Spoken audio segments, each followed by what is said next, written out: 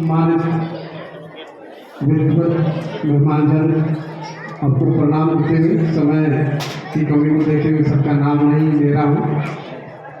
सामने बैठे हुए सोनगढ़ी ग्राम के सम्मानित सज्जन, इस विद्यालय के प्रधानाचार्य और उनकी कर्मठ स्टाफ की, और सामने बैठे हुए प्यारे विद्यार्थी, सबसे पहले तो मैं मंगलाराम जी और उनकी टीम को बधाई देता हूँ, हृदय से धन्यवाद देता हूँ, साधुवाद देता हूँ कि नन्हे मुन्ने विद्यार्थियों की मोटिवेशन के लिए इतना शानदार प्रोग्राम रखा। और सामने बैठे हुए सोनगढ़ी के सज्जनों का भी मैं हृदय से साधुवाद ज्ञापित करता हूँ कि आप इतनी बड़ी संख्या में पधार करके विद्यालय और इन विद्यार्थियों के मनोबल को आप बढ़ा रहे हैं। और ये आपकी समझ को दिखा रहा है कि आपके और भी कई धंधे होंगे, और भी कई काम होंगे, उसमें से आप समय निकाल करके यहाँ पधारे हैं, लेकिन ये जो आप यहाँ बैठ करके जो अपना समय दान दे रहे हो, ये भी किसी भी सूरत में कम नहीं है, क्योंकि आपके खेतों में अभी फसलें हैं और फसलों में पानी देने का समय है, दवाई खाद छिड़कने का समय भी होगा शायद, लेकिन ये जो सामने हमारे सामने जो नई पौध तैयार हुई है वो उस फसल से भी कई गुना ज़्यादा इम्पोर्टेंट है। मैं ज़्यादा बात नहीं करते हुए एक तो पीएमश्री विद्यालय में पढ़ने वाले होनहार विद्यार्थियों को भी बधाई देता हूँ कि आप बहुत ही भाग्यशाली स्टूडेंट हैं।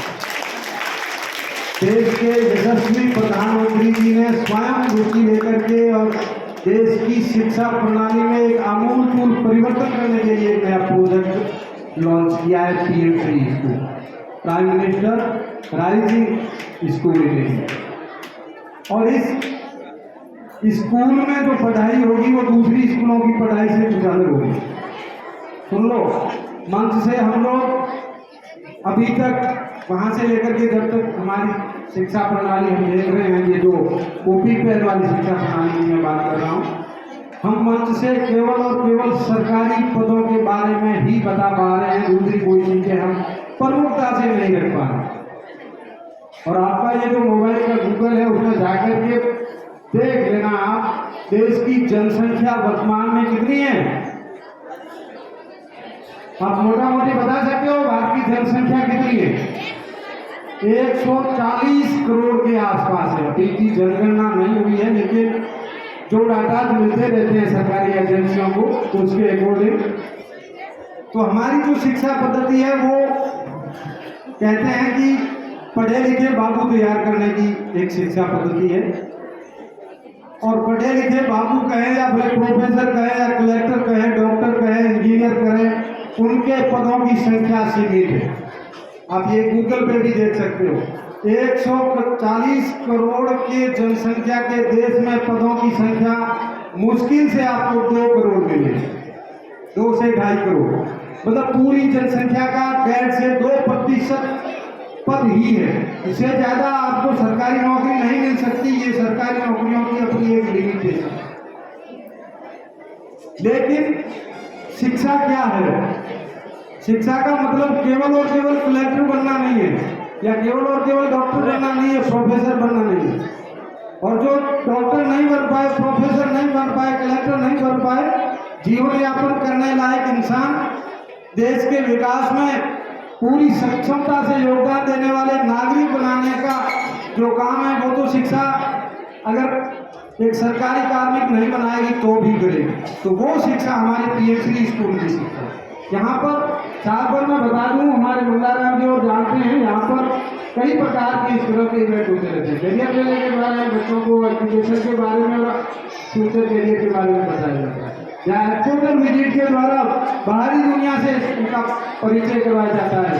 वेरिएशन और पारिस्थितिकी और ये जितनी जैव विविधताएं हैं, जितने सारे कहीं तो आपको है तो घुमाने के लिए पर्वतों में ले जाया जाता है, कहीं आपको घुमाने के लिए फैक्ट्रियों में ले जाया जाता है, कहीं आपको घुमाने के लिए डेयरी और खेतों में भी ले जाकर के बच्चों को अवगत करवाया जाता है कि केवल और केवल 3 घंटे के टेस्ट से लाइफ नहीं बनानी है। लाइफ अगर बनानी है तो आप एग्रीकल्चर में बना सकते हो, आप डेयरी में बना सकते हो, आप एनिमल हस्बेंड्री में बना सकते हो, आप इलेक्ट्रॉनिक्स में बना सकते हो। अभी बलियार सर ने आपको कितने सारे कॉलेज बनाए, इसमें अधिकांश कॉलेज है जहाँ पर स्किल डेवलपमेंट का काम होता है। वहाँ केवल सरकारी बाबू या सरकारी अफसर बनाने का काम नहीं होता। तो प्यारे विद्यार्थियों, ज़्यादा लंबी बात नहीं करते हुए मेरे कहने का मतलब ये है कि रोजगार उन्मुख शिक्षा की तरफ बढ़े। देश में बेरोजगारी बहुत ज़्यादा है, सरकारी पदों की संख्या बहुत सीमित है। प्रयत्न हमें करना है, पूरी जोर लगा करके पढ़ाई करनी है। अगर सरकारी नौकरी मिलती है बहुत अच्छी बात है, लेकिन सरकारी नौकरी नहीं मिलती है तो भी कुछ भी खराबा नहीं होगा। हमें स्वरोजगार की तरफ बढ़ना। वर्तमान में मैं एक चीज और थोड़ी सी आपके ध्यान में लाना चाहूँगा कि परिश्रम के प्रति जो हमारा भाव है वो बहुत ही नीचे के लेवल की तरफ है। किसी को काम करते हुए देखते हैं तो थोड़ी सी यूँ आंखें आदि बंद हो जाती है और लास्ट में 2-3 लाइनें आ जाती है कि ये बेचारा मेहनत कर रहा है, परिश्रम कर रहा है, काम कर रहा है। हम लोगों को लगातार ये बताया जा रहा है कि पढ़ लिख करके ऐसे महान बन जाओगी, जिंदगी भर ऐसे आराम करोगे, कार में रहोगे, एसी में रहोगे, बना बना सुविधाएं मिलेगी।